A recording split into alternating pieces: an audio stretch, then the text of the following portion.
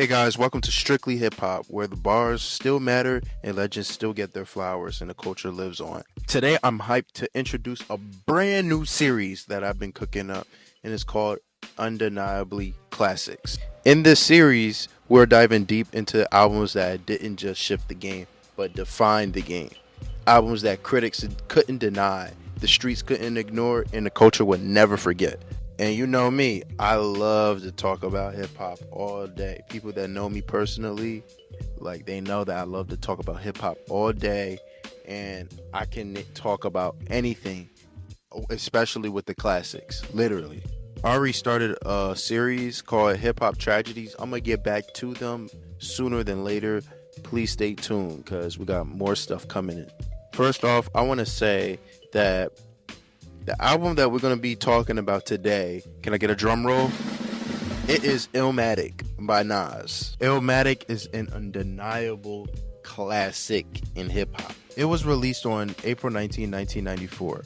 And Illmatic was the debut album from the 20-year-old rapper Nasir Jones, aka Nas. Bro, that's crazy. This man was 20 years old when he wrote this classic. And then niggas want to compare him to Jim Jones. I digress though. But the album is just 10 tracks, guys, and no guest overload, no skits, just pure lyricism and storytelling by the legendary rapper Nas. And this album was recorded between 1992 and 1993 with production from the greatest of all time, DJ Premier, Pete Rock, Q-Tip, Large Professor, and LES. This album was about Nas painting cinematic pictures of the streets, coming of age struggles, and everyday tensions of growing up in the projects of New York and Queens to be exact. But first things first, we're going to talk about the recording process of the album, the classic, undeniably classic album Illmatic by Nas.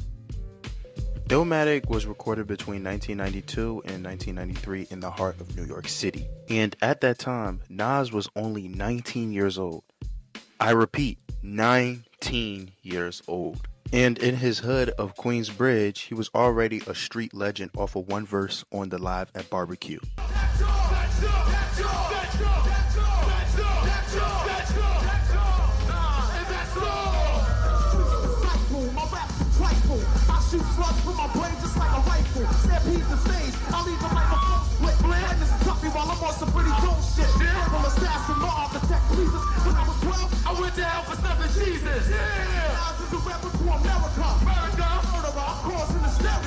And after that freestyle, it made him a legend in his hood, and the legend Nas was born.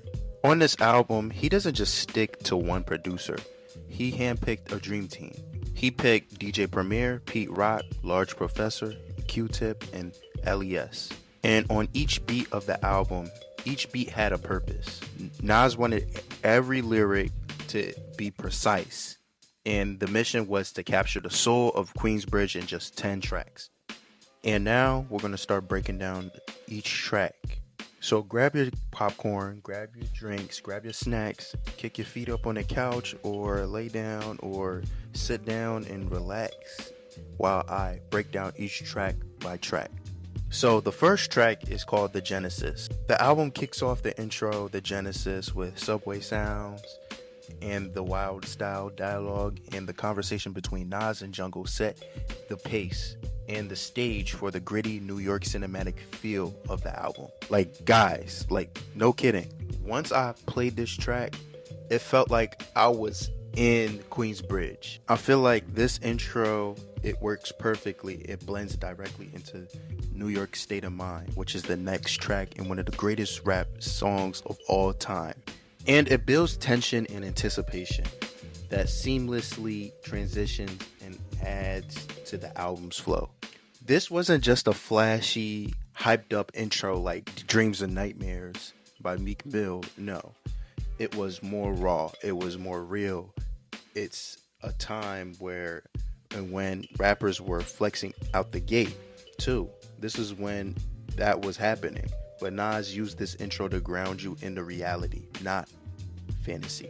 No, there's no verses on the song, and let's be honest, it's not even a song in a traditional sense. There was no hook, no verses, and no rapping.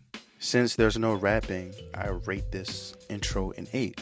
I rated it 8 because it's just a track to set the tone for the album. It's not like a song that you will go back to on the album.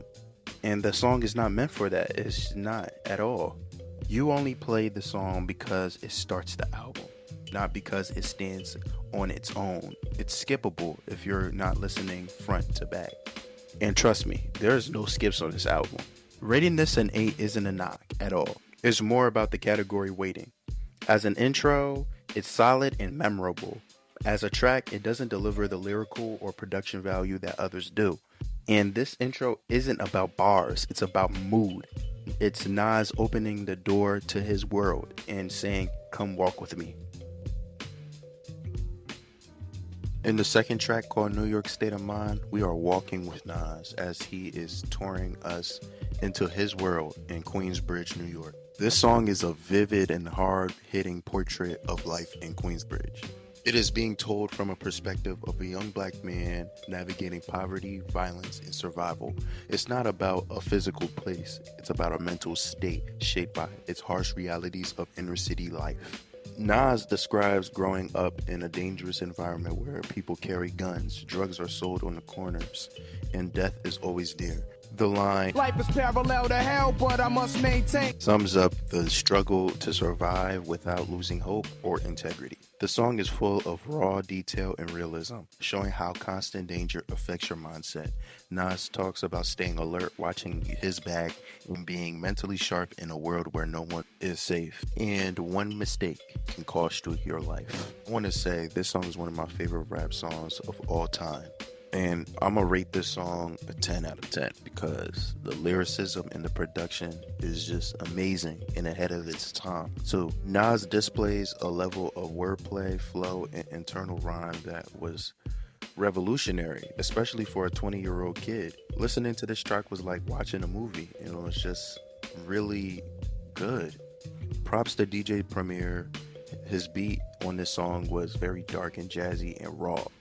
This song becomes a defining sound of East Coast hip hop. So I rate this a 10 out of 10. The third track of the album is called Life's a B, featuring AZ. AZ opens the track with what many call one of the best guest verses in hip hop history, and that was the rapper's AZ's debut. His flow is smooth, his wordplay is sharp, and he drops lines full of insight and struggle. Like, visualizing the realism of life and actuality. Fuck who's the baddest, but person status depends on salary. AZ sets a reflective, philosophical tone that elevates the track. Nas follows with a raw verse about coming to terms with the harshness of life, touching on crime and poverty and personal growth. The jazzy beat produced by LES is smooth and soulful. The outro features a live trumpet solo by Nas's father, Oludara. This creates a rare, emotional, powerful moment in hip-hop that connects past and present. Unlike some rap songs that glorify toughness, Life's a B embraces vulnerability, struggle, and the need for hope in the face of despair. Don't get me wrong, the song is near perfect, but it's not quite as culturally defining or technically groundbreaking as tracks like New York State of Mind or The World Is Yours. It also plays more like a deep album cut than a centerpiece, which slightly affects its universal impact. And this is why I'm rating this song a 9 out of 10. Life's a B stands out as one of the most thoughtful and soulful moments on Illmatic, with flawless verses, heartfelt themes, and beautifully composed beat. It earns its place as a high point in lyrical rap and emotional storytelling.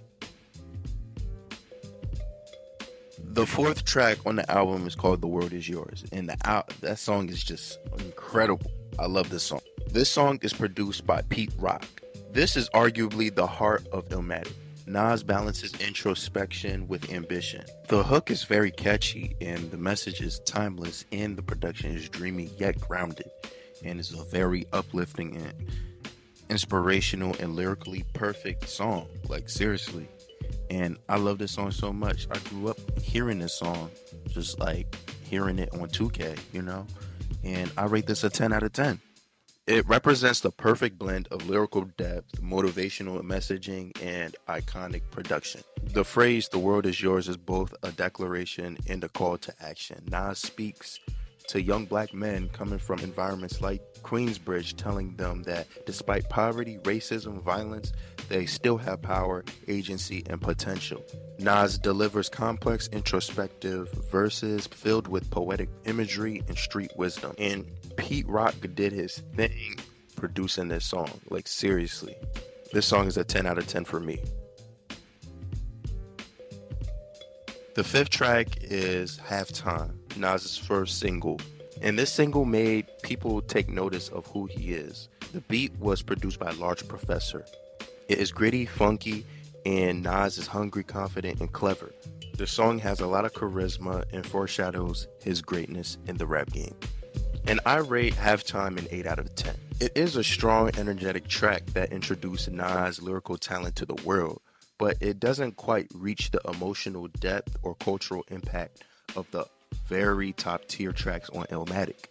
The song Halftime lacks emotional weight and narrative richness and social commentary that defines Nas' top tier Illmatic tracks. This doesn't mean that it's a bad track. Like I said, this song is really good. It's not a bad track. It just doesn't hold up the same weight to Life's a B and New York State of Mind. And that's okay. But this song is a really good song. But Halftime is dope. And this track helped launch Nas' career and showcases his raw talent. But compared to the deeper and more iconic tracks on Illmatic, it earns a strong but reasonable 8 out of 10. Track 6, Memory Lane, Sitting in the Park, is a good song too, a very well produced song too. DJ Premier provides a haunting, soulful backdrop for Nas to reflect on his youth, friends lost, and moments remembered. This is Nas' most nostalgic and personal track, connecting with the listener on an emotional level. Nas takes us back to his childhood and teenage years in Queensbridge, reflecting on friends lost, the dangers of the streets, and the moments that shaped him. Production on this track helps the track feel like a time capsule. The song isn't just about reminiscing, it's about remembering with purpose, honoring the lives and lessons of people in times that shaped Nas. There's quite sadness and beauty in how he recalls street life, not glorifying it at all, but respecting its impact on his life. Memory Lane is a poetic gem, and I rate it a 9 out of 10. And that shows Nas' introspective sides and lyrical maturity. What DJ Premier's masterful production and Nas' vivid storytelling, it's one of the most emotional, powerful, and artistically complete tracks on Illmatic. While the song is emotionally rich and technically brilliant, it doesn't carry the same cultural anthem status as The World Is Yours or the explosive storytelling of New York State of Mind. It's almost perfect, but slightly more subdued in impact. I rate that track a 9 out of 10. One Love is the 7th track on the album, and this song is one of my favorite Nas songs of all time. It's a very powerful and creatively structured song on Illmatic, blending deep storytelling with a unique concept and masterful production. One Love is written as a series of letters to Nas' friends in prison, checking in, updating them on life outside, and offering emotional support. This structure gives the song a personal and vulnerable tone, rarely seen in rap at that time. And remember, this album came out in 1994. So in 1993 too, he was recording this album.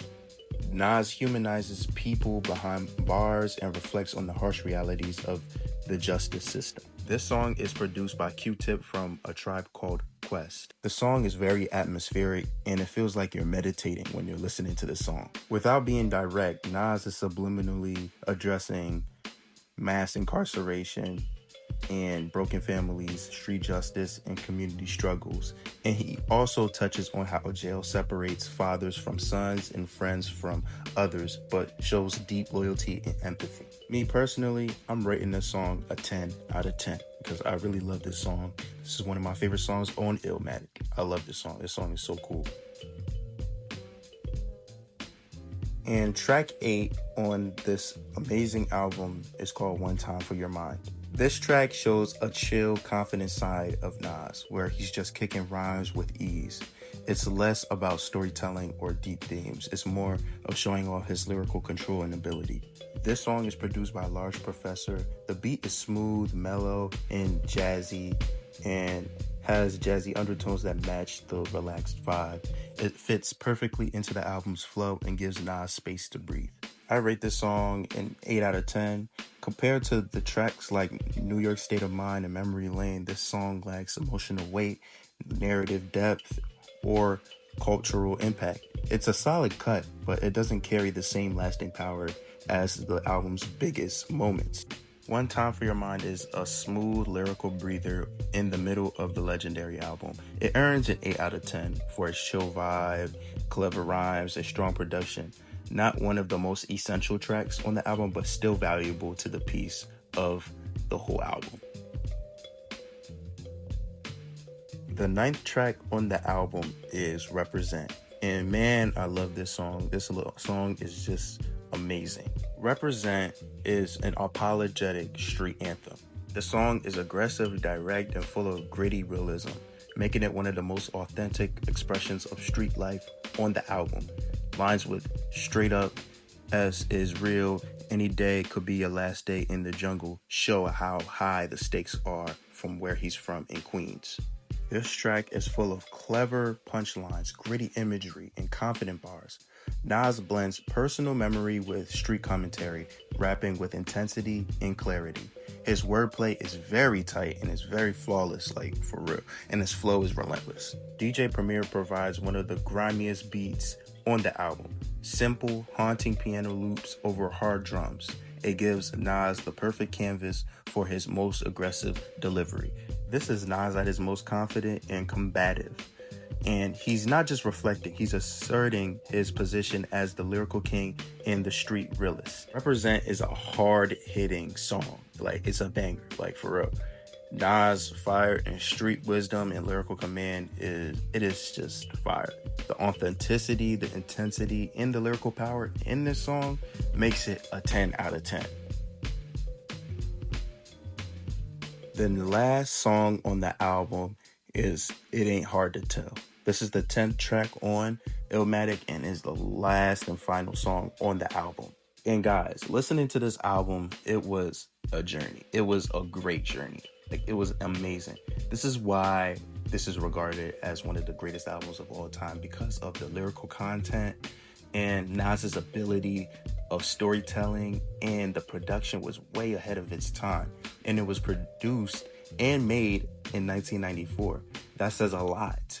And Nas was just 20 years old. But back to It Ain't Hard to Tell. It's just like he just keeps making 10 out of 10 songs on this album. It's like he was really at his best on this album. Seriously. Nas was rapping like the rent was due tomorrow. Like, seriously. The beat samples Michael Jackson's Human Nature, the atmospheric loop that's just both soulful and hypnotic. The drums knock, the sample floats, and the scratching adds the classic boom bap edge, and it's a timeless instrumental that helped define East Coast hip hop. It Ain't Hard to Tell brings Illmatic full circle with a celebratory, self-assured, and sharp. After a journey through the pain and struggle and beauty of the street life, Nas closes with a reminder. He's not just a kid from Queens, he's a lyrical genius. It Ain't Hard to Tell is a flawless combination of lyrical excellence, iconic production, and closing statement energy. It is a perfect outro to one of the greatest albums of all time, and it solidifies Nas' legacy with every bar. And this is why I rate this song a 10 out of 10. No cap! Illmatic is one of the greatest albums of all time, and I love Illmatic. Illmatic is a great listen. You should listen to it if you haven't listened to Illmatic. Like, literally, this is one of the greatest rap albums of all time and one of the most influential albums of all time. Even the album had some stale moments, but it didn't have a lot of stale moments. It only had like a couple stale moments in like certain tracks, you know? But throughout the whole listen of this album, it was an amazing experience. I'm not even gonna lie. I rate this album a 9 out of 10. And it is an undeniable classic.